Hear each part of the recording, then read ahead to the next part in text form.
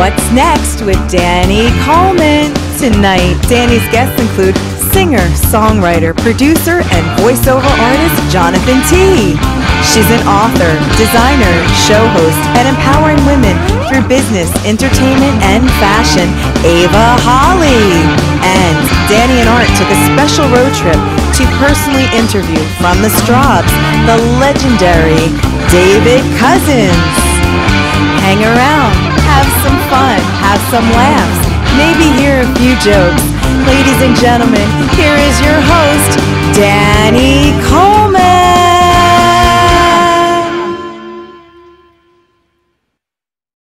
All right, hello everybody. Welcome to the latest version of What's Next.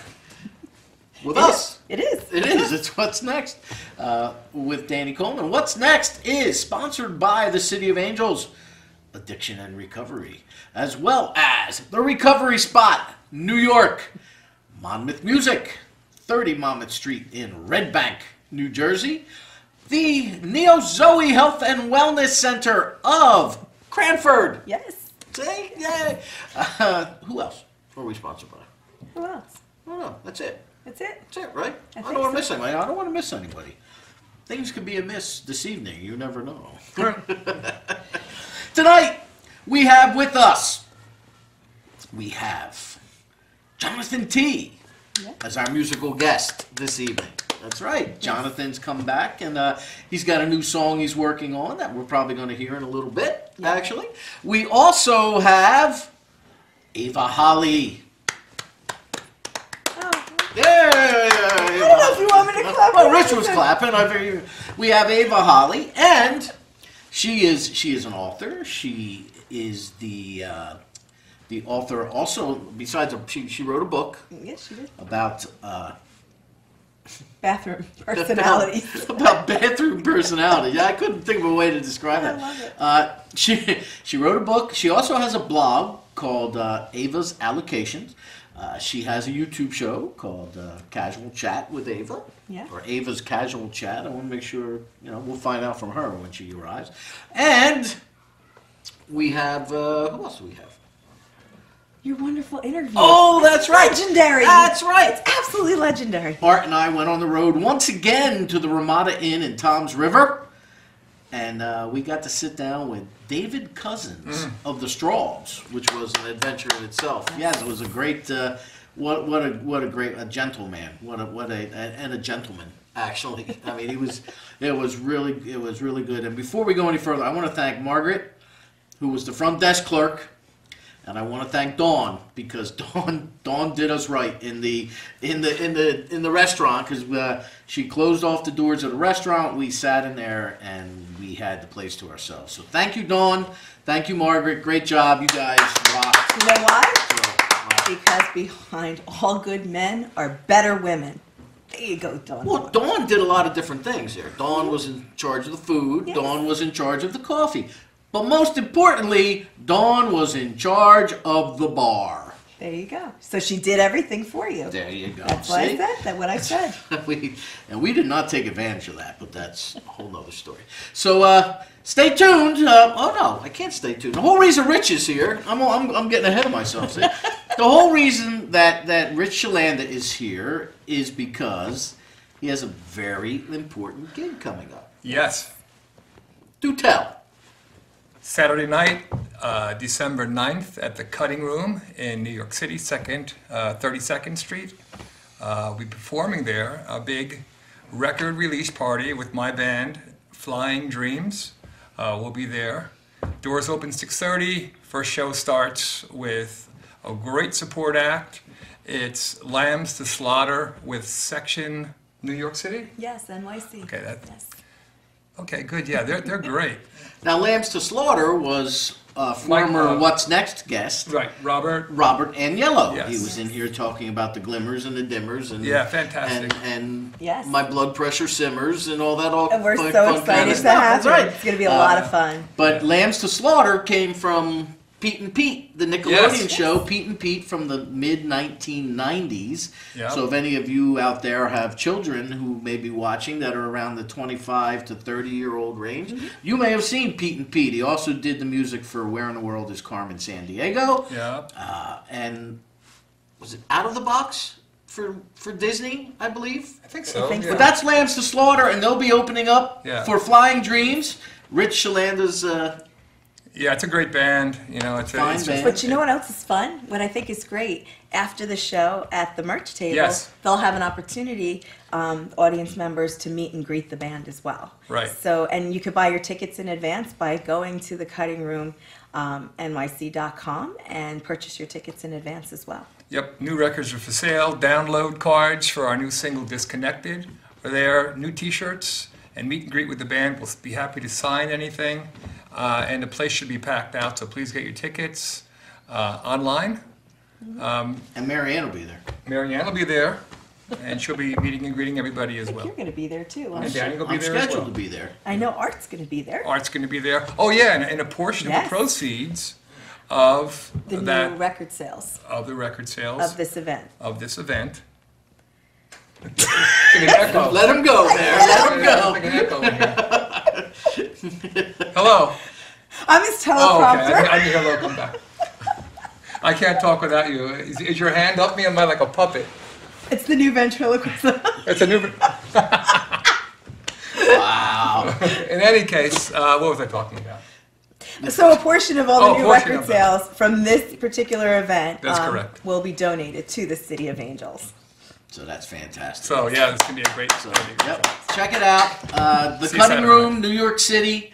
It's very easy if you're arriving from by train. Just walk out 7th Avenue and right across the street you're on 32nd. Yeah, man. And then you got to go about maybe, I don't know, what's it, 10 blocks roughly? Something like that. Something like that. It's only about a 15-minute walk. I've done it multiple times. It's a great room, great sound system, Yeah, it's great. great talent. And thank you, Rich, Thank you guys. for informing us. And stay tuned because Jonathan T is What's Next? Are you constantly living with dysfunction in your life? If so, there's help. Neo Zoe, New Life Through Balanced Living, is a very unique holistic wellness company that's here to help you preserve a healthy balance and eliminate any dysfunction. We use an individual approach through nutrition, massage, and various other holistic practices. You can restore your optimal health and a healthy lifestyle. Visit us on the web at neozoe.com or call us at 732-713-0123. All right, everybody, welcome back. What's Next is Jonathan T, and this is his unreleased song, Chased by Drones.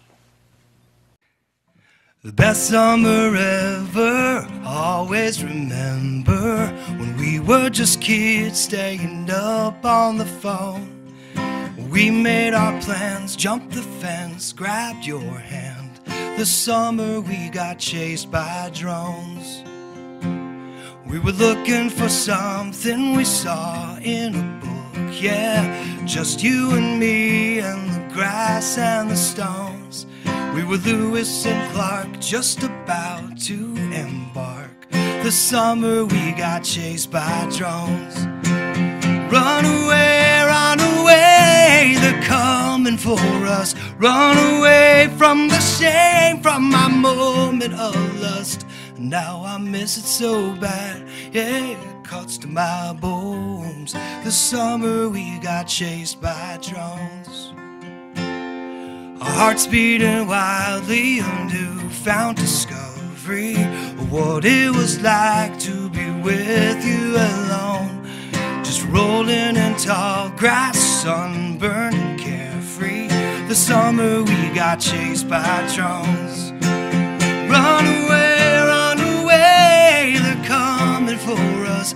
Run away from the shame, from my moment of lust. And now I miss it so bad, yeah, it cuts to my bones. The summer we got chased by drones. And I get the feeling we're not alone here. The coast is definitely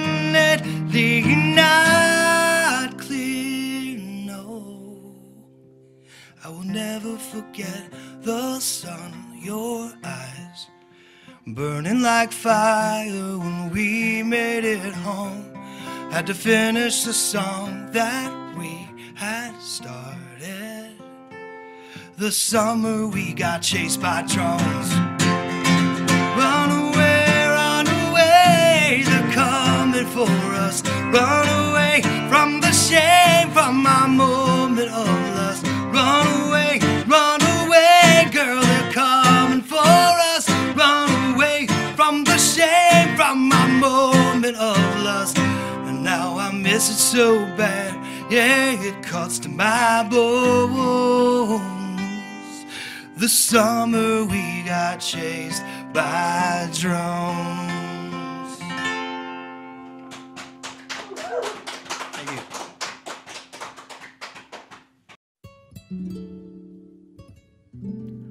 Since 1987, Monmouth Music has served the local music community of Red Bank from their location at 30 Monmouth Street in the center of historic downtown Red Bank, New Jersey.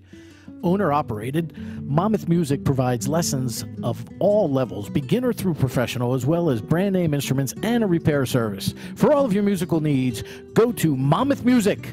That's Monmouth Music, 30 Monmouth Street, Red Bank, New Jersey.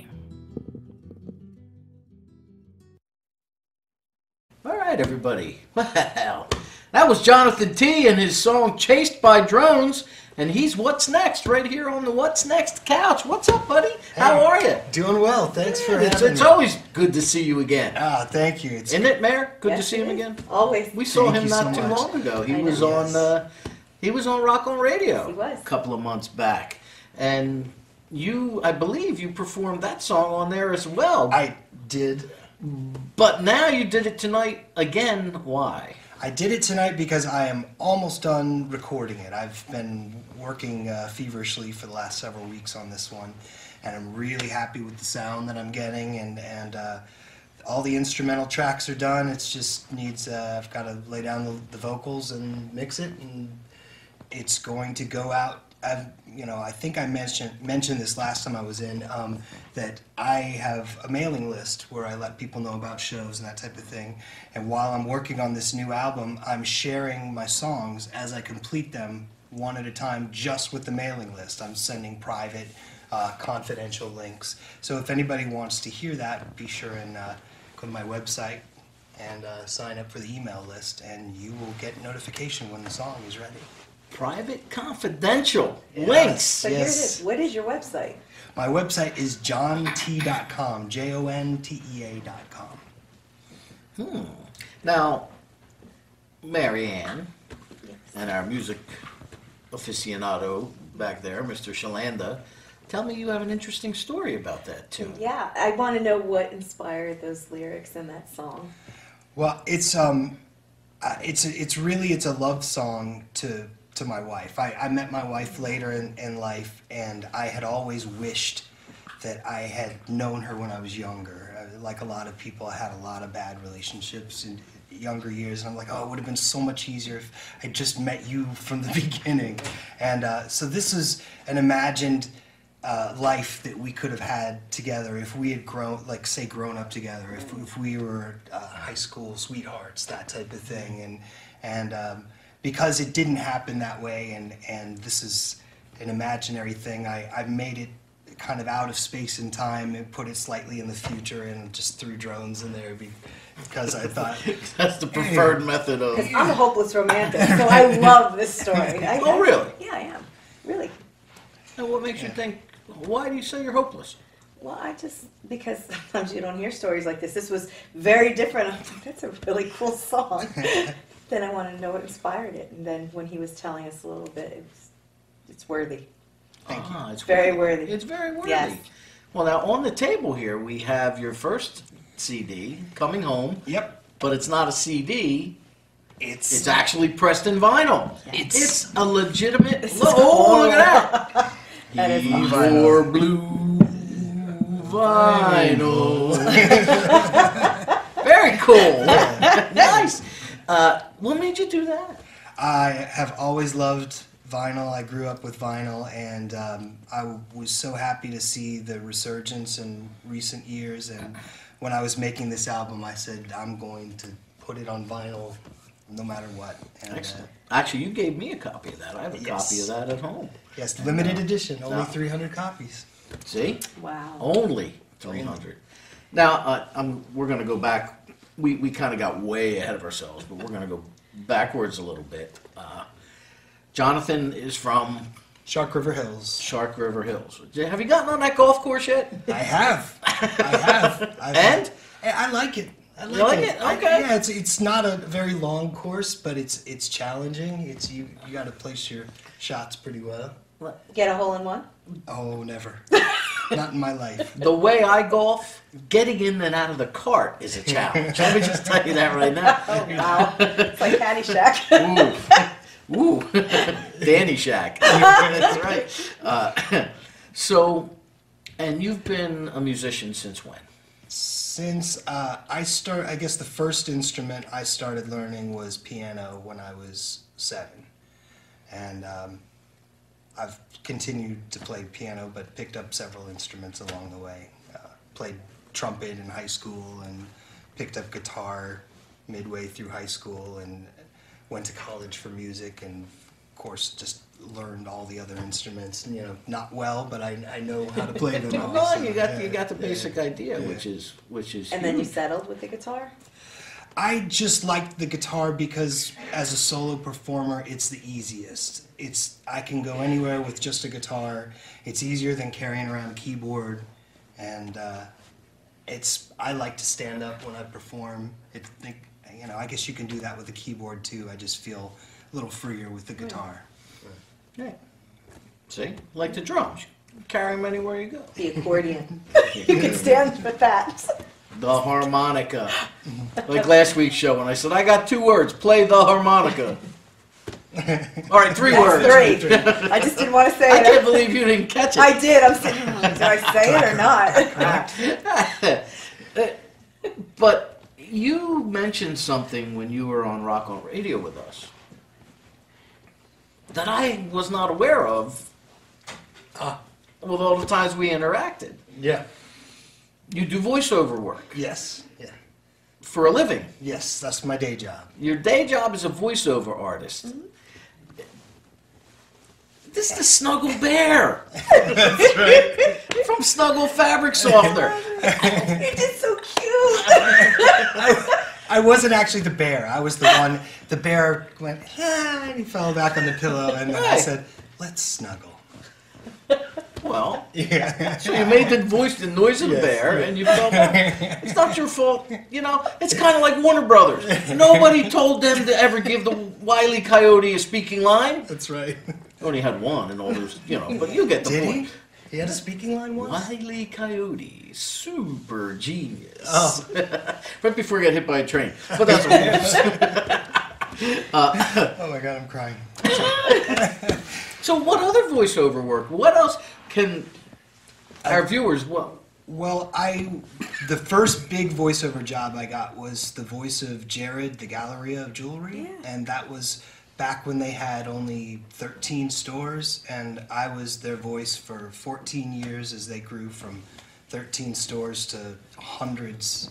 And that was the longest running one I had, but I was Lysol, GMC, Humira, a lot of different a lot of products you commercials. sing. Okay. And a lot of documentaries too. I've narrated over 80 episodes of biography Oh, on A&E? on A&E. Oh, no kidding. And it's no longer in production anymore, but you still see some of the episodes airing now and then. I saw the episode of Guns N' Roses I did in 2006 the other day, so they're still out there.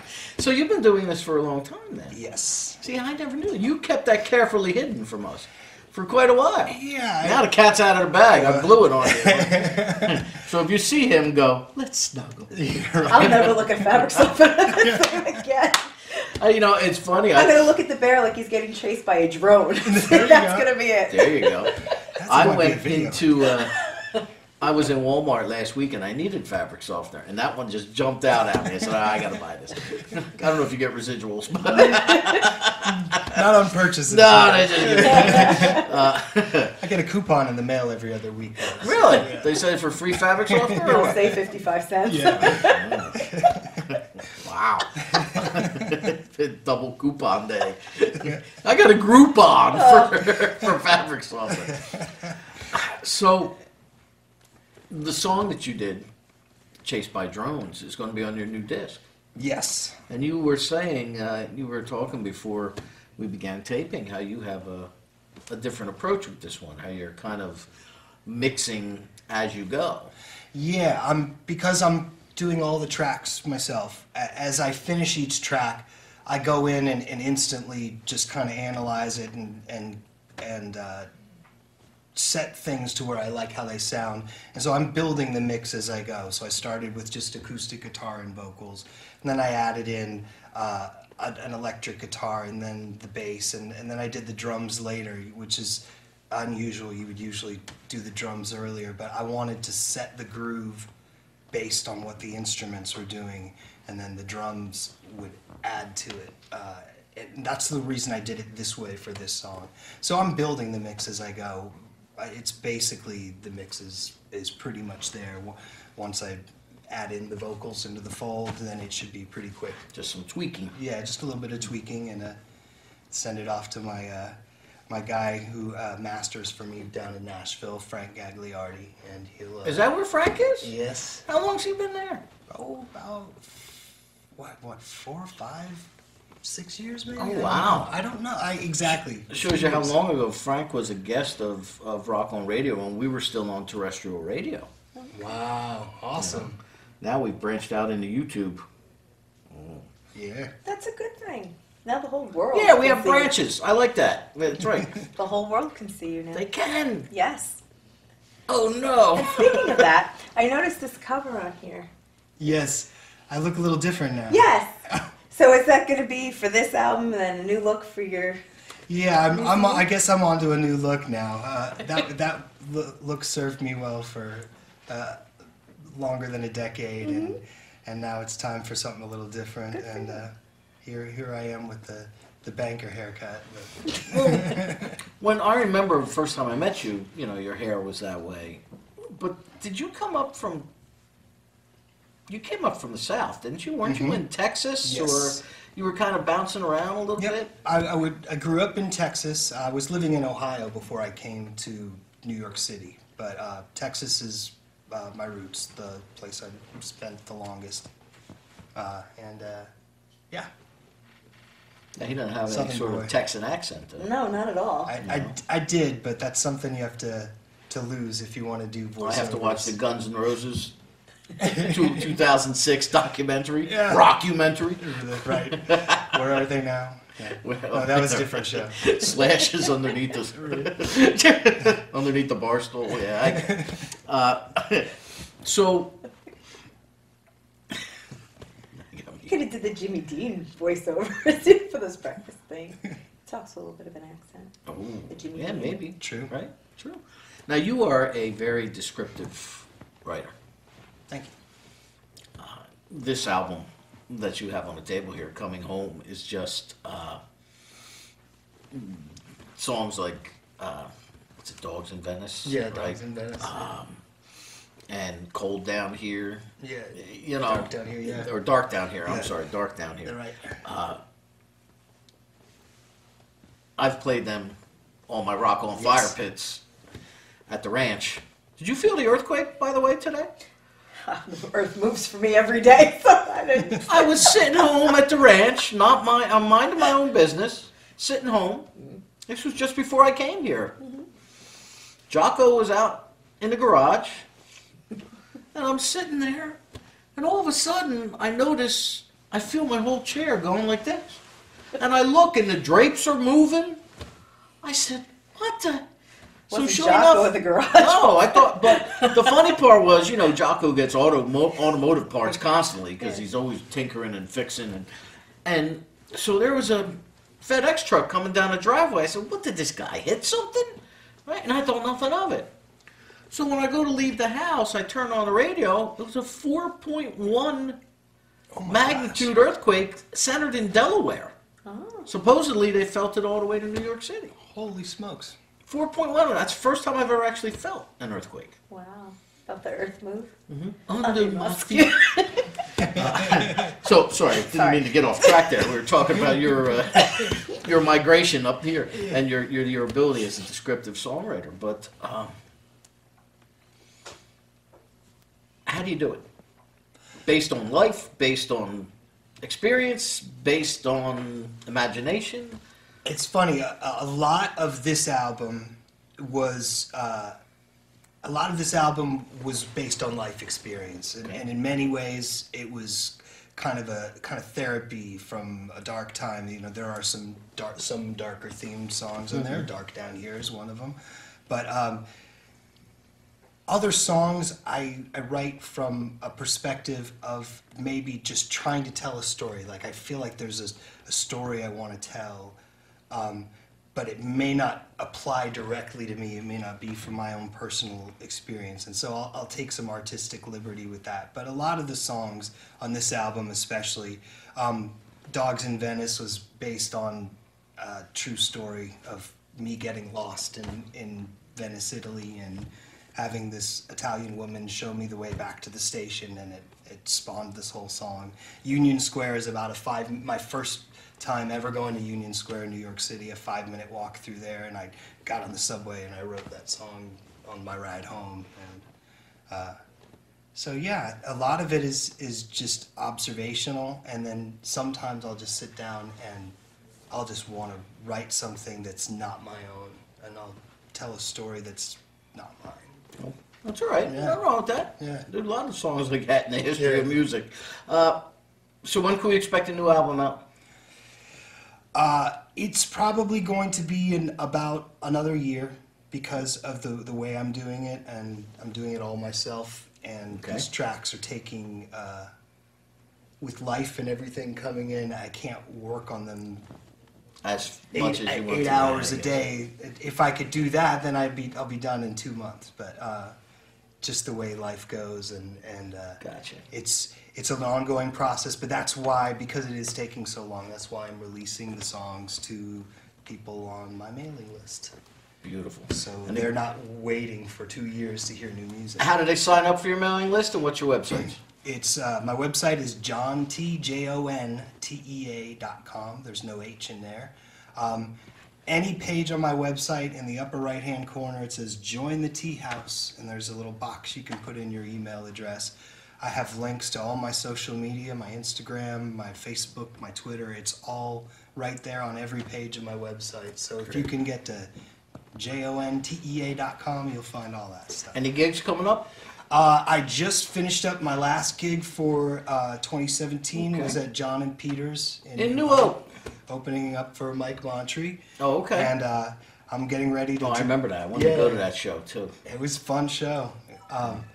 But I'm getting ready to head down to Texas in a couple weeks to see my family. And For Christmas. Yeah, I'll be down there for the holidays. And I'll pick back up with shows in the new year, probably late January, early February. Fantastic. Be back on it. Thanks, John. Thanks so much Always for a having pleasure, me. man. Thank Jonathan you. T., everybody, right here on What's Next with Danny Coleman. And what's next? We have Ava, the author, the bag designer, the booking promoter type of thing. We have... Oh, we're over here? Okay, there's no red light. I got lost. Camera two. And she actually has her own YouTube show called Chat with Ava. She's What's Next. We'll be right back. If addiction, pain disorders, and mental health issues control your life, and you are ready for change, the Recovery Spot offers expert outpatient care for addiction, pain disorders, and mental health issues. We offer focused, high-quality treatment specifically designed for you. The Recovery Spot, we offer new hope for those suffering from pain and addiction. www.recoveryspotny.com. We're located in New York City. Well, how cool am I? You're Am I too cool? Very I'm cool. I love right? it. Our next guest here on What's Next is Ava. Ava, you go by just Ava? Ava Holly. Ava Holly. Yes. Okay, Ava Holly. She brought in these really cool, but oh, look at you. You didn't. Wait a minute. All Oh, right. come We're going to on share. now. We're going to share. You come in here and gonna you say, share. all right. We're going to share. All right, now it's your turn. No, we're going to share. If we do this right. Oh, let me see that. Woo. Oh, Oh, that's what I'm talking about. There, see? Now, she duped me. She comes in, look, we're going to wear these. Look, she had put some on. I got mine on, but you didn't have yours on. Oh, now she does. No, Here you you wanted me go. to put them on. He does. All right, here we go. There you go. Now we match. We do. Do we? We don't match. What am I? Well, we match for the holiday. Oh, okay, good. All right, well, Ava, you are here. I'll take these down because we'll put these right here. We got to see those There pretty you blues. Greens. Yeah, he's Yeah. for some reason everybody thinks my eyes are blue anymore. But regardless, we have Ava with us, and Ava, you do, as is evidenced by our Crazy stuff. table de coffee. You're an author. Yes.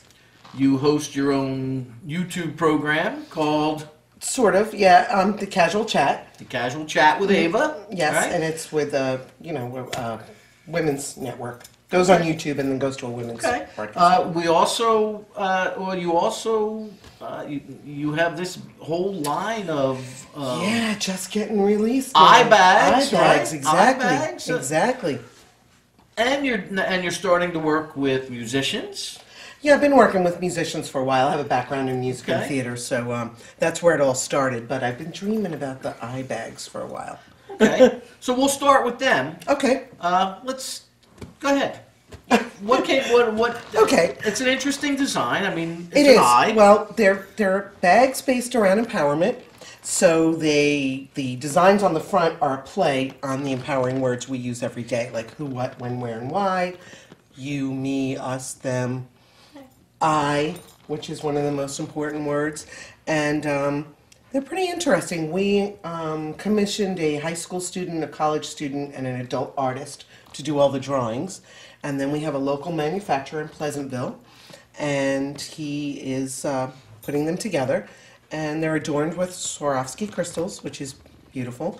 And when you open, the idea behind the bag is when you opened it up, not only is there a message on the outside, but when you open it up, you get a positive message on the inside, and you get a gift in each bag. And then every design, there's 21 designs, and every design gives back to a different charity. So it's really kind of a win-win going full circle. Right. So Fantastic. A different charity. So who are the bags manufactured local? they're manufactured local in Pleasantville by Mark LeGrand. Okay. And very lucky to have found him. I was looking all over for a year and a half, actually, and found somebody right outside of New York, but it worked out better to work with Mark, who is a couture dress designer, Okay. and now is doing our bags for us and also doing some of his own bags. But we've just been really blessed to have him work with us. And it's great. This is one of my favorites because this is our wear bag, and the wear bag has different city skylines Yeah. on it, and there's 18 of them, including a couple of out of country, like Trade, Rome, Italy, Oh, okay. Paris. But mostly the ones we have ready right now are Atlantic City, Philadelphia, Dallas.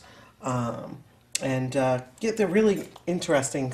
So I like the wear bags because there's a lot of culture Right. in the Now, city skylines. Atlantic City and Philadelphia, I understand, because Ava drove up from the Pleasantville area to see us Right outside today, Atlantic City.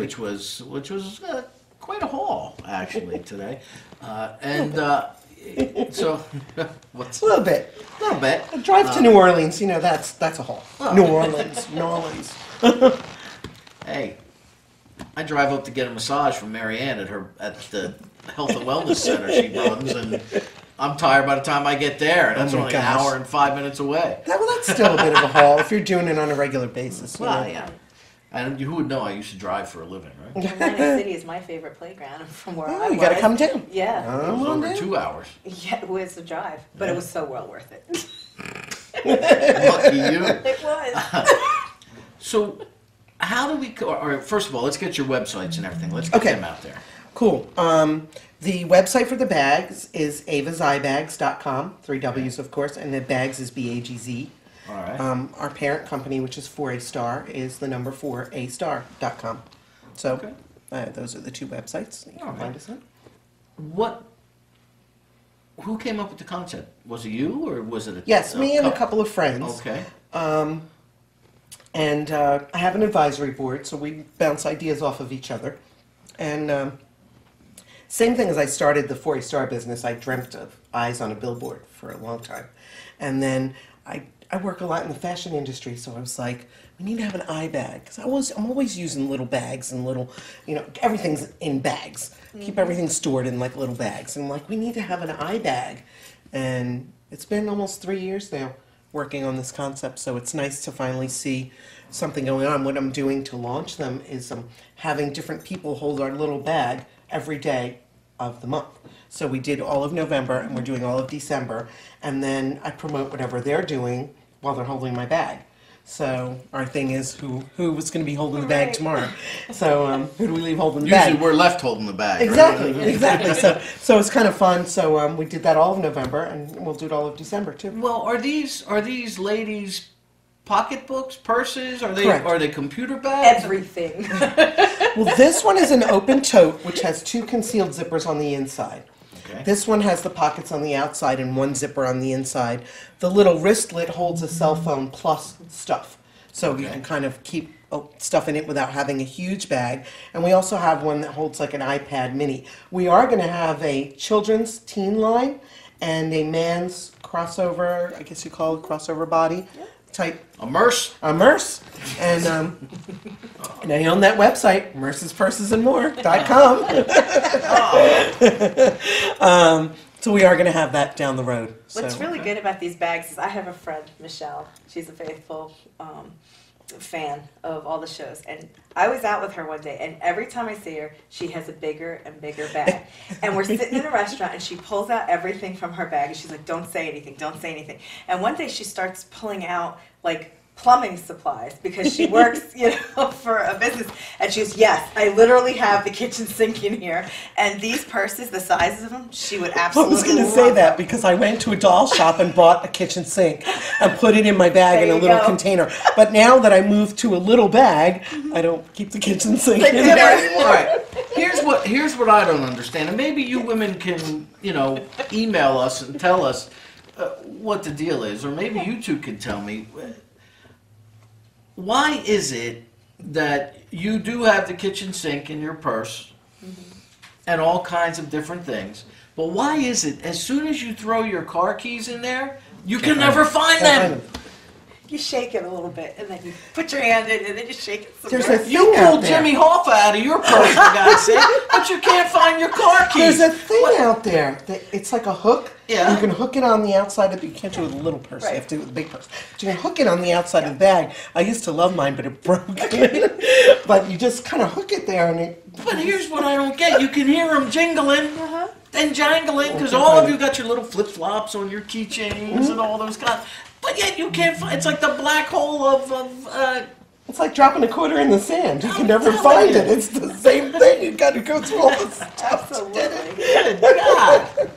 Well, that's like Can this you Merce with stop your that? wallets. You ever go out and they're digging for the wallet, but then they can't find it, and they're digging deeper, and then they go like this, and then they're like, oh, I think I forgot my wallet. Right. It's about the same True concept. story. I actually did that one time. Oh, God. There's an artist, Kat Cosentino. She goes just by Kat. And I had met her to do an interview. And I said to her, I said, I'll buy you dinner for whatever it was, because so come time to pay, I reach in my pocket. I don't have my wallet. She still gives me a hard time about that. She's That's like, what he said. Right? Remember the time I had to buy you dinner? And I was like, but I mean, I did not. Yeah, I was pretty embarrassed. You're turning 3 shades of red. I was incredibly embarrassed. I was incredibly embarrassed. So so that's it. Okay. So when is this launching? Because I know it's soon. We're launching online November and December. We're doing some live Facebook Live events in December at various locations. And we're just kind of launching from there. So, do we want to talk? Because now you don't have to. Okay. But do we want to talk about what these bags retail for? Sure. Or, go Why ahead. not? We're doing a special till the end of the year, so you can get $20 off of any style. But the little one is $85, so with $20 off, it would be $65. Then the iPad mini size goes to $105, $135, and $155. Okay. Yeah, and they get the gift inside too. And the gift's valued anywhere between $30 and $60. So they're getting a nice gift inside as well. Is it a picture of art? Well, I don't know which art you mean, because my husband's art. Well, this art. There's this art. He's Or the head a engineer work of the of program. art. So Yeah, I know, a work of art. you'll see that on when this goes up online. It'll be the work of art. Correct? It'll be the calendar of art. Excuse me. Okay, but you also have written a book, I have written a book, yes. which is called. It is called You Can Always Find a Flush in There.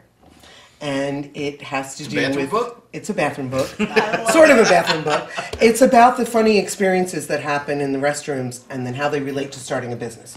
So some people like it because it's funny. I didn't know they were And connected. some people like it because after every story I give a little business tip. Right. So, and then, some people like the business tips, some people like the story, some people, And where do we find that? You can find it on my website in the store. It's not anywhere else online yet because we're still working on that. Okay. But you can find it at the 4A-Star website in the store. It's a fun kind of book. It was inspired by my mom because I worked on the road pretty much my whole life. And the stories that come out of the public restrooms are just unbelievable. Yes. Oh, yeah. I mean, I got locked in one night and was in there for an hour before somebody found me. It was just You crazy. got locked in? Yeah, just crazy stuff. Toilet humor. A whole nother It version is. of toilet humor. It is. And you know what my favorite one is? When you go to the sinks, and they're the automatic sinks, and you stick your hand under the sinks, and there's nothing. So I went to this one bathroom, so you stick your hand under the sink, right? Nothing. So you go to the next one, nothing. You go to the next one. Water comes out, and then it stops. And then as soon as you take your hand away, the first one goes up. Yeah, It's they like, don't always cooperate. You better hope there's no cameras in there. Oh, gosh. It's funny. It really is. And all of this has kind of inspired you to... You have a blog. I do have a blog. I love my blog because it's really taking some legs now. And it's called? It is called Ava's Allocations. I did not give that website. I'm sorry. It's Okay. avasallocations.com. And I love it. We talk the same thing, empowerment through business, entertainment, and fashion. So it could be really any topic. And then once a month, we do a spotlight on an Elvis tribute artist. So now we've got them lined up from Indiana, Florida, New York. We've done a spotlight on different ETAs, as they call them, all over the country. So pretty excited about that. I'd love to get an Elvis tribute artist in my blog from every state. So that's kind of fun. So I've been having a good time with that. But we blog on all kinds of different things. So yeah, that's fun. Thank you for bringing that up. Yeah, love the blog. That's why we're here, Ava. I love Very I busy love the woman. blog. I love to write. So and I write the way I talk, and it's very conversational. My book's very Right. conversational. So yeah, just fun Okay. stuff. So you've got the blog. You've got the book. You've got the bags. Okay? She's got Where? the look. I couldn't help myself. That was good. I love that. She's got the look. Now, It reminds me of eyes. and with you, you brought along with you Marco. Yes. Marco is the videographer of your Of my YouTube show. program. Yes, yes. Which is called Ava's Chat? Casual Chat. Ava's Casual I Chat. had to think about that one. See, you had to think about it. Talk about that. What are we doing there? Well, same thing. Business empowerment through business, entertainment, and fashion. So we've had people on like the Atlantic City Ballet. We've had Atlantic City PR Council. We just did a Thanksgiving episode, which was bringing our behind the scenes in front of the scenes. So like your work of art would have been, we had Marco and we had, some of the people that host us in their homes. And Okay. some of my friends that kind of assist me in the business and do some running around when I can't. So we brought them for a special Thanksgiving show because the show happened to air on Thanksgiving Day. So that was kind of fun. And very same thing like you're doing. Very casual, very conversational. And I really like it. So we do a lot of different topics as far as that too, and incorporate the bags when we can. And I start the show each month with a fashion statement. So We actually recorded inside of Macy's one day, and they were their own fashion statement. We recorded inside of Mark's place that's doing our bags, and that was its own fashion statement. But we've had If I ever tried to record inside Macy's, I'd get thrown out. I'll let you know that right now. But yeah, that was Being pretty the fun. ladies' It shoe was nice to department. be in there. But yeah, we do a fashion statement at the beginning of each show, and we've had some supermodel stuff on our show, and Supermodels. yes. Have you ever had international foot models? No, but we can use one. Just checking. He is one. You know that, right? Really? I'm not kidding. What size shoe do you wear? 8. That's small for a man. Ouch. Ouch. Let me see. Come here. Ouch. I'm only 5'8". Look. You know what they say. Okay. Ouch. I was just talking about his feet. Big heads, big feet. That's where I was going. See? My engineer Art knows exactly how I know where you were going. That's terrible. So, Ava, how does somebody become a guest on your show? Obviously, they have to have big feet. Now he's having the agony of defeat. Oh. They really just have to ask me, and if I like them, I'll let them come on. No, I'm kidding. He's hiding. He's so embarrassed. Because you know why? You know what everybody went thinking about. See, look at him. Oh, wow. Deck the halls. Change a letter, it's all different. It's all good. Yeah, so people can just ask, and it depends if, I want to fit into the world of business, entertainment, and fashion. So we start each show with a fashion statement, but if someone were coming on that was a fashion designer, maybe we would have one of their pieces on. If someone were starting a new business, if someone had a message to get out, like the Atlantic City Ballet, they've been around for 36 years and nobody even knows that Atlantic City has a ballet with dancers from 7 countries. Probably because they have small feet. Yeah. He's still stewing in the corner over there. It just happened, He might have hurt his ego. I'm done with this. No, he knows we're just... I can handle it. I'm tough. You don't look like you're handling it too well right now. I'm tough. I'm trying to get back to the question I and know. stay on that. Actually, we got to wrap it up. It's 9 o'clock. Sounds like a plan. The clock is about to strike. Again, Better thing to come in websites, smaller avasallocation.com, right? Yes. What else? 4astar.com, the number 4. Ava's Eye Bags with a Z.com. Now, what's the Facebook site that's going to let us get to these bags? It has its own website, avaseyebags.com. Okay. Yep. Ava's Eye Bags. It's also the same on Facebook, Ava's Eye Bags with a Z. You can find it there. It has a shop link, and it takes you right to the website that I just rattled off. That's a beautiful thing. Yes. All right. Well, Ava, Thank you so much. Thank you for having coming me. in It's to, such a pleasure. sit down with us and Thank you. have a little fun and, Yeah. and levity and so on and so forth. And if you liked what happened here, tell everybody. If you don't, tell me privately. I thought you were going to say, if you like what happened here, what's next? Actually, before I do go, what's next for you? All of that? All of keep that. It busy? Yes. There you go. That's what Yes. we want to hear. Busy, busy. All right. Stay tuned because when we come back, we're going to have our interview with the legendary David Cousins of the Straubs. So thank you, Ava. Thank you. All right. So Come great on back to- thank and see you. what's next. Are you constantly living with dysfunction in your life? If so, there's help. Neo Zoe, New Life Through Balanced Living, is a very unique holistic wellness company that's here to help you preserve a healthy balance and eliminate any dysfunction. We use an individual approach through nutrition, massage, and various other holistic practices. You can restore your optimal health and a healthy lifestyle. Visit us on the web at neozoe.com or call us at 732-713-0123. All right. What's next with Danny Coleman? Well, this is what's next. We're having breakfast with not an impersonator, not somebody You don't know. Well, we know. We are having breakfast with the actual person, David Cousins of the Strawbs. How are you, David? I'm very well indeed. It's such a sorry to get you up at such an early hour here No, this it's not morning, that but yeah, not that early if you rise and shine early. But hey, with the profession, I get up early. we get up when. anyway. Oh, do you? Do you have a regular regimen that you? No. Don't forget that apart from being a musician, I also run the record company, Witchwood Records, our own record company.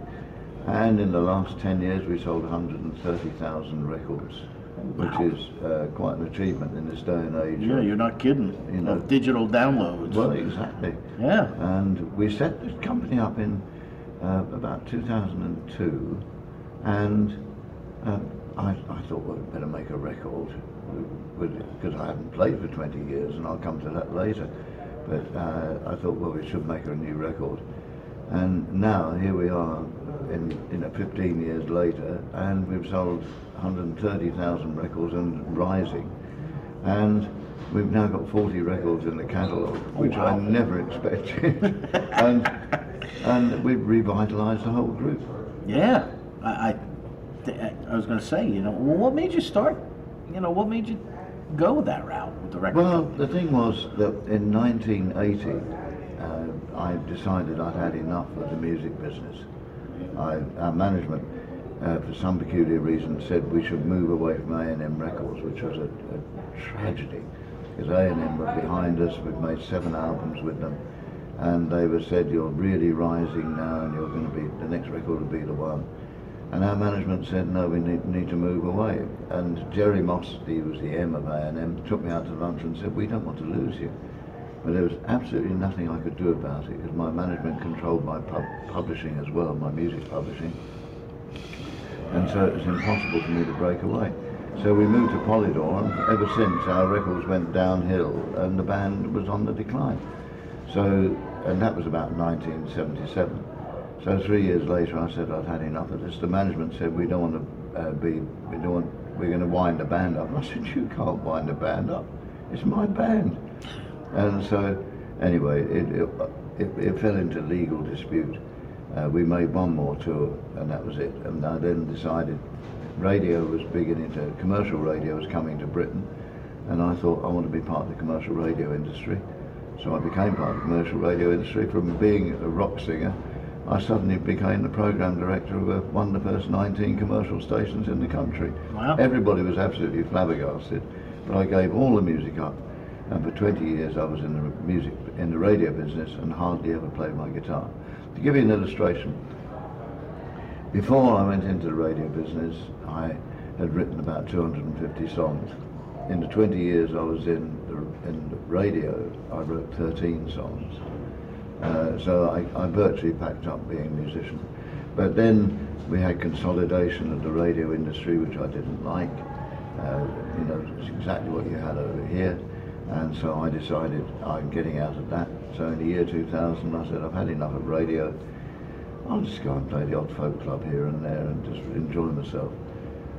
Gradually, I did a tour of folk clubs. Then I sprained my wrist when I was due to do a gig. And the guitar player I was playing with said, I can't play, Brian. I can't even lift a guitar, let alone touch, play it. He said, let's get Dave Lambert back. So Dave Lambert came back into the band. Suddenly there we were as an acoustic trio, and I thought nobody would remember who we were. But suddenly the audiences came out, and I went, oh. So that was when I said, we better make a record, and that's when it started up again. Oh, wow. So I took a 20-year sabbatical from the music business. But it's in your blood. It is. You can't. So many people that I speak with and talk with say the same thing. Oh, I took a 10-year hiatus. I took 12 years off. I took 20 years off. But we all come back. We all come back to music. But the Strawbs, well, you started as a folk artist. Yeah. Right? Well, I was a bluegrass banjo player. I learned to play bluegrass banjo by listening to Earl Scruggs and slowing his records down to half speed and working out how he did the finger patterns. Actually met up with him in Canada at a folk festival, in the Edmonton Folk Festival, Pardon me. And he was on his own after he was waiting for his taxi back to the hotel. And I said, Mr. Scroggs, can I introduce myself? I'm David Cousins, I'm all the way from England. I learned to play banjo by slowing your records down to half speed. And he went, oh, I'm playing in Dublin next week. And then his taxi arrived, and that was the end of our conversation. That was the end of the conversation. Wow. But I did meet a great man. Seriously, I was Britain's fastest banjo player, and we were the Strawberry Hill Boys, a bluegrass trio, and singing. It sounded a bit strange, singing I've got the Blue Ridge Mountain Blues, you know, a bit odd. But anyway, that was how we were evolving. And then I met up with a young lady called Sandy Denny, and that began to change my life. Because I saw her in a folk club, I saw her singing, and we were getting lots of radio exposure with the BBC at the time, because we were so unusual. In fact, our first BBC broadcast was with the Beatles on Saturday, what was called Saturday Club, from 10 till 12 on the Saturday morning. And so they were on the show as well. So it was extraordinary. And so we were getting all this exposure from me being a banjo player. Okay. And then Sandy came into my life, and I was writing my own songs at the time. And I went up to her in a folk club and said, can I introduce myself? She said, who are you? I said, David Cousins. She said, well, do you play with somebody? I said, yes, the Straw. She said, oh.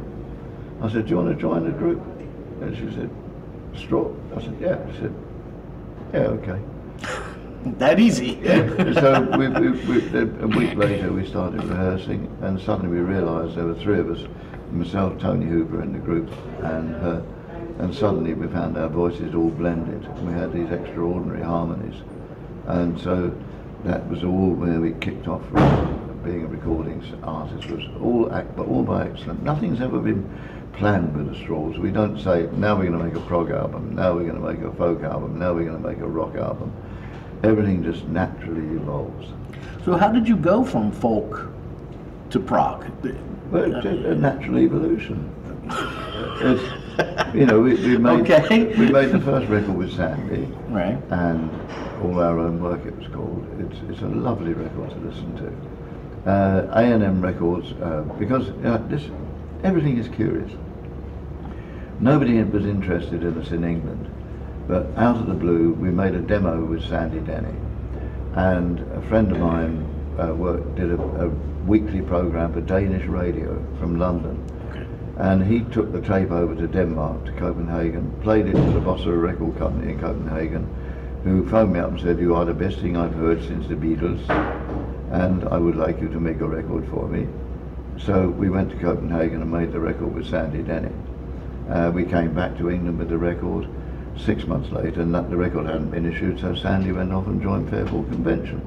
In the meantime, it turned out that the guy in Denmark was the guy who issued or put out A&M Records, was the licensee for A&M Records in Scandinavia. And so the boss of the international boss of A&M came to visit him, and he said, I've got this record, you should listen to it. And Dave Hubert took it back to Los Angeles, played it to Herb Alpert and Jerry Moss. They loved it and said, we want to sign you. So out of the blue I had a call from Jerry Moss saying, we want to sign the Straws to A&M. And he said, but before we do, we want you to make a single for us. But I said, well, we haven't got Sandy Denny with us anymore. He said, well, we don't mind, we love the songs, but we want to make a single. We made the single with him, and it was produced by a guy called Gus Dudgeon. Gus Dudgeon went on to produce Elton John, and the guy who did the arrangements on our first single was Tony Visconti, who went on to produce David Bowie. So we had the two most influential producers of the 1970s working together producing our first single. Herb Alpert and Jerry Moss heard it, loved it, signed us to A&M Records, and here we are now. And then it all People came full don't circle. know these stories. No, they do now, or they will now. So now, here it is all these years later, and you're back, you just had a show last evening at the Strand Theatre down the road here. It's probably the best show I've ever done in my life. Really? Why is that? I've been in and out of hospital for the last couple of years. Okay. And about 2 months ago, I had 3 operations under anaesthetic in 10 days. and I didn't know whether I'd get through the UK tour that we did. I was very weak, but I came over here and I was still weak and feeling dizzy before I went on stage. But gradually we've got my strength back. And last night I got all my old energy level back, in fact more than ever, and my singing voice has improved, and I think it was the best show I've ever done. In fact, the whole band would tell you it was the best show we've ever done. That's right. That's a neat old theatre. But as I say, it naturally evolves. We've got a new keyboard player called Dave Bainbridge, who is staggeringly talented. He also plays staggeringly good guitar as well. And he's brought a whole freshness to the band. And so, as a new person comes in, the band evolves yet again. So we've changed style a bit, and we've evolved into something slightly different. But it's inspired me, and my singing is better than ever. Well, I want to thank Ann, your PR rep, and Leighton. I want to thank her for setting this up because she also reps Ian Anderson. Oh yeah. And Ian said to me one time, he said, you know, as only he can in that stoic voice, you know, Danny, I consider a band whoever is in the room at the time. And I thought about that. And you can make music with just about anybody. The parts are always interchangeable. Well, our band has been through so many different members that have been in the band. We've definitely had the best lineup of keyboard players of any band in the world, and I'll take on anybody, yes, a lot of them, because we had. Well, you had Rick Wakeman. We had Rick Wakeman was our first keyboard player. In fact, before that, we had Nicky Hopkins, who played on our first album. On the first disc, okay. On bass on that particular song was John Paul Jones. So we did have some decent musicians at the time. I think anyway, so. Rick was the first keyboard player. He was followed by Blue Weaver, and Blue went on to join the Bee Gees band and played on Saturday Night Fever. Oh, wow. He's the richest straw with a lot of us. And then we had John Hawkin, who's a remarkable player. And he was with the Nashville Teens and had a big hit with a single called Tobacco Road. Tobacco Road, oh yeah. And so he learned a lot of his style from being the support band with Jerry Lee Lewis, and he learned a lot from Jerry Lee, actually watching him play, but also sitting down with him, and he showed him what he did. And so John learned a lot from him. And when John went, we brought in Don Airey came to play with us, who's now the keyboard player with Deep Purple. Then Rick Wakeman's second son, Adam Wakeman, has played with us.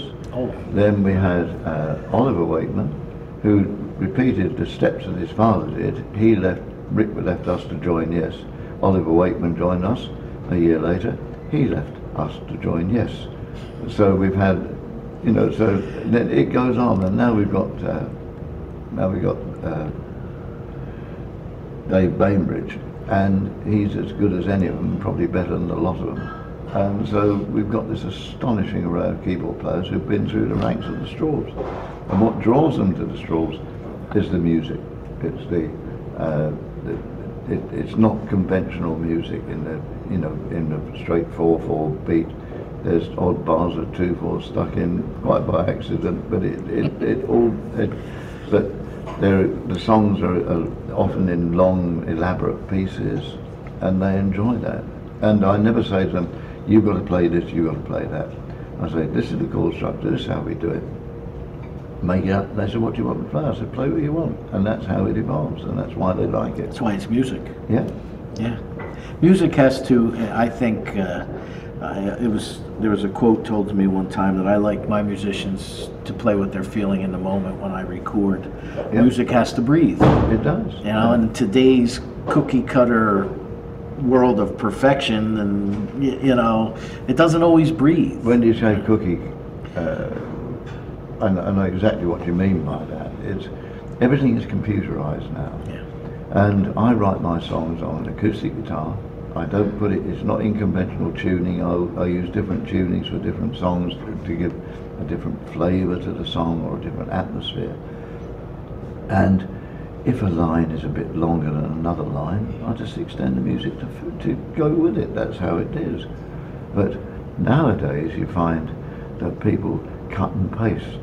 They do write the verse, chorus, oh that'll do, stick it in again, middle section, stick it in again, cut and paste again, and it's not creative in any way, and you can hear the structure of a song on the radio. You listen to a song coming out and you know when it's been computerized. Now the voices are all squeezed down so that everybody's singing perfectly in tune. Yeah. I don't sing perfectly in tune. Not Bob Dylan never did. No. It doesn't matter. And he's a millionaire. Yeah, this is the atmosphere that you create. Exactly. Yeah, that's why he did. The same artist told me they never use click tracks in the studio. He says, I don't care if it speeds up or slows down. I want to know what they're feeling at that moment. Exactly. You know. But you have a couple. I jotted a couple of yes people. Believe it or not, I actually jotted a couple of things down because I tend to do everything off the cuff. Yeah. But I see you've got this tour, which is called the chapter and verse. Yeah. And you have a new single, huh? Kind of dark sounding single. The Nails from the Hands of Christ. The Nails from the Hands of Christ. Yeah. Yeah. It's examining the attitude of young people to the church, to the formal church. And nowadays, you go to church in England. I live opposite in a small village. The church opposite my house was built in 1130, and it's a Norman church. And I go in there, and it is not only on Christmas Eve when they have a service are kids in that church. Otherwise, it's all old people, and young people just do not go to church these days unless it's a born-again church. And we're getting lots of strange evangelical churches cropping up, especially in London and in ethnic areas. It's very odd. Whereas the established church is going downhill. The Roman Catholic and the Church of England churches are losing people as they pop off the earth. Then it's another member of the congregation gone, and the young people just do not identify with it. And so this song, The Nails from the Hands of Christ, is about a young woman who walks into a church. Her mum and dad have died. They left her their vinyl. She walks around the church. She's got a mobile phone in her hand. She looks up at a cross looks up at an icon, a young man on a cross. It could have been Bruce Springsteen. It could have been the Boss. So she's looking at it, and she's walking down by the canal. She comes across a junk shop. She goes in there and she buys the nails from the hands of Christ. The guy who sells her the nails says they're kosher. And I'm upsetting the Jewish, immediately the Jews. I've had quite a few Jewish people say you can't say that. But I've done it, but it's mocking, but it's not mocking. And in the end, she really begins, there's a poltergeist who dances around the room with her nails. It's all fictional, it's all, she's stoned out of her brain. The nails are bent and rusty as if to make a point. She looked them up on Google and rolled herself a joint. So this is the whole attitude. She's thinking, what are these things? But then she really begins to think back on what her parents did for her. And then in her heart she holds her treasure, the nails from the hands of Christ. So she begins to realise the importance of it in the end. Now, was that a personal thing that inspired that to come out of you, or was that? It's just I get titles for songs. I wrote it down. I'll jot words down, keep them for a while, and then when we decided to make an album, I started to play with Chaz Cronk, our bass player, on a couple of acoustic guitars. Came up with a guitar figure. I said, I've got exactly the words for this guitar figure. Got them out. They were only half finished. So once Chaz went home, I went into the pub next door, sat there with a couple of glasses of wine and went, there's a stream of consciousness, that's how it is. And out came the song. And it's one of the most powerful things we've ever done. I was going to say, and that's on with the Ferryman's Curse. Yeah. New disc. I mean, you guys are. The new album is probably one of the best albums we've made in years, if not the best. Now, and is that with the current lineup, or is there any The current special? lineup. Okay, any special guests on No. that CD? No. No, just the current lineup. Yeah. That's great. And you're on the Chapter and Verse tour, as we said. Yeah. Tonight, well, today you said you're going to be taking a trip Oh, along we're the going off Jersey to Shore. Asbury Park. Asbury Park. Where Bruce, I mentioned him in my song. Do you? Yeah, but you know, she looked up an icon, a young man on a cross. Oh, the one you just He said, looked the just one like behind- Bruce Springsteen. It could have been the boss. And God knows what Bruce will make of that if he hears it. He'll probably love it. I said, I don't know. He might be offended. You never know. You might bump into him down there today. It's a nice day. He might be on his motorcycle. No, he's got his theatre shows he's doing at the He's in moment. Broadway. Yeah. Yeah, he's doing the Broadway shows. That's where I bumped into him, on the boardwalk. I was doing a gig on the boardwalk Oh, yeah, myself, yeah. and he just came walking down. Nobody bothers him. They let him go, you know. Yeah. He's just like Well, but anybody else. I've stood next to him as far as away as you are. But that was watching U2 at a concert in Philadelphia. Are you a U2 fan? Or were you invited? No, not especially. It just so happens that a very dear friend of mine is the production manager for the Rolling Stones for U2. Oh, nice. And I knew him when he was about 20 years old, and he was a Thatcher in Devon. Him and his brother were Thatchers. And I met them all those years ago. They met Rick Wakeman through me. Rick said to Jake, "What are you doing next week?" He said, "I'm delivering Reed to Thatcher your house." And he said, "Well, have you got a passport?" And he said, "I have." So Rick said, "Right, you're going to be a roadie next week." So he took him to America, and Jake became, from thatching my house to then thatching Rick Wakeman's house, he became Rick's a drum tech for Rick. Next time I saw him, I went to see an AC/DC concert, and Jake walked into the pub, and I said, "What are you doing here?" He said, "I'm production manager for AC/DC now." And then I said, "Oh, well done." So we went in, stood on the side of the stage. The next time I saw Jake was, I saw his name in a paper, the evening paper in London. Rolling Stones at Twickenham Stadium, a big stadium near where I lived. Production manager, Jake Berry. So I left him a note at the gate. He phoned me up, "Do you want to come and see the Storms tomorrow, Dave?" So he introduced me to Ronnie Wood and said, "If it hadn't Ronnie, this is Dave. If it hadn't been for Dave, I wouldn't be here." And so he's the production manager for Stones. For the Stones. And next time I saw him, he came to see us play. He turned up out of the blue in Chicago. We were doing the City Winery there, and I walked out to the merch desk after the show, and there was Jake. He said, "Hello, Dave." He said, "It's the first bloody time I've paid for a ticket in 25 years. And I said, "Well, who are you working with now?" He said, "Madonna." I said, "Oh God, you're on the way down." And that was the biggest grossing tour. So from a guy who attached my roof, he's now the biggest production manager in the world.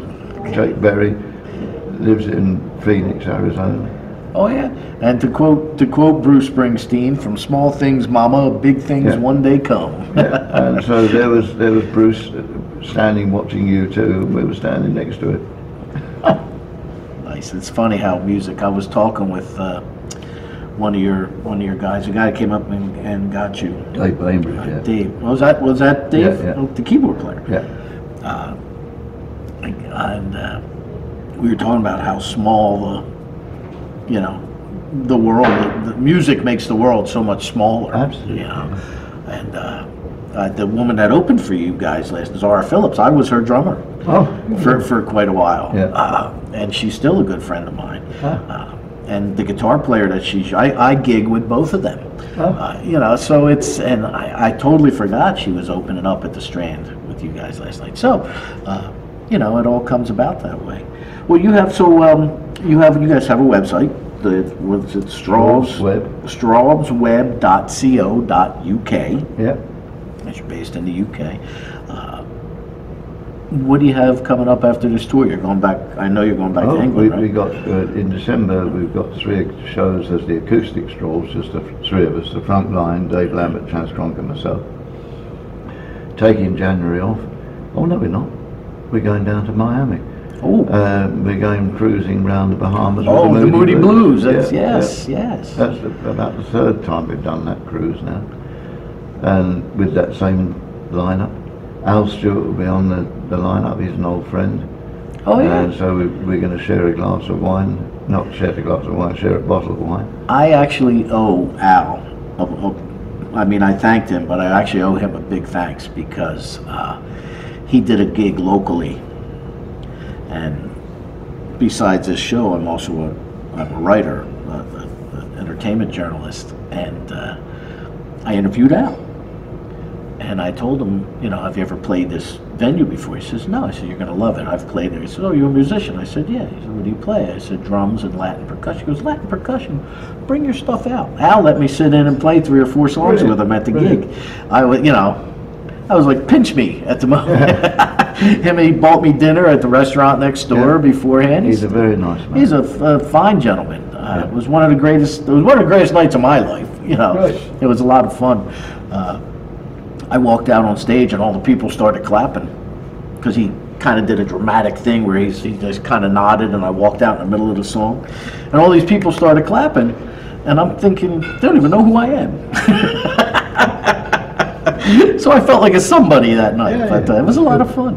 But well, David, thank you so much for sitting down with us. Pleasure. I won't keep I've you told here. you so many awkward stories that nobody's ever heard before. Well, hopefully they're going to hear them now. So. Thank you so much, and good luck with the show tomorrow night. Have fun at Asbury Park today. Yeah, we will. And it's been an honor and a pleasure to speak with you. There you go. Give him a call. All right, David Cousins of the Straubs. What's next? We'll be right back. Since 1987, Monmouth Music has served the local music community of Red Bank from their location at 30 Monmouth Street in the center of historic downtown Red Bank, New Jersey.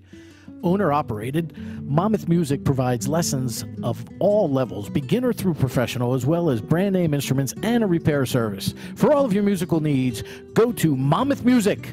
That's Monmouth Music, 30 Monmouth Street, Red Bank, New Jersey.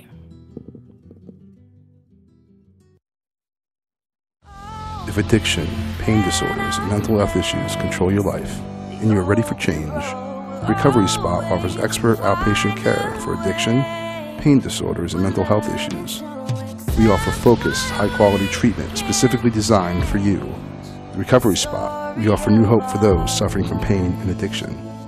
www.recoveryspotny.com. We're located in New York City. All right, so that was our interview with David Cousins. I hope you enjoyed that. Yeah. You got to watch it, right? Yes, I did. It's pretty good stuff, isn't it? It was great stuff. Yeah, he was such a gracious man, and I want to thank Very David humble. and the Straubs and Ann Lighton for setting that up, and great. you know, it was a good morning all the way around for us there. But we're going to close the program, which is done. We got another show down. I know. So let's recap quickly. Yes. Jonathan played a tune that's not yet released. Yes. It's going to be on his new disc. Right. And we discovered him about his voiceover career. I love it. Snuggle Bear. Yeah. Ava apparently is embarrassed by my feet. Size 8! You apparently are relishing the fact that I have size 8 feet. And we learned about David Cousins. Right? Yes, we did. All right, don't forget Flying Dreams Cutting Room, December 9th with Lambs to Slaughter and Section NYC. Buy your tickets now while you can. Great room, the Cutting Room. And we're going to end the program right now on another video from the Straubs. You'll see David Cousins out front. This is a song called Hero and Heroine. And we'll see you next week. Yeah. Right back here, right? When Absolutely. we discover What's next? what's next. Have a good week.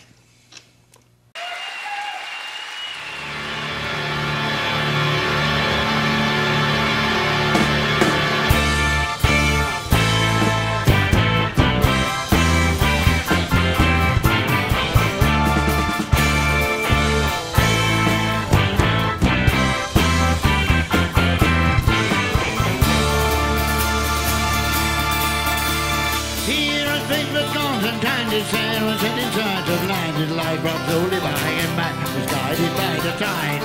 Better more fleecy white, back at night, some savior bright. Shipwrecked sailors in the night, welcome to our side.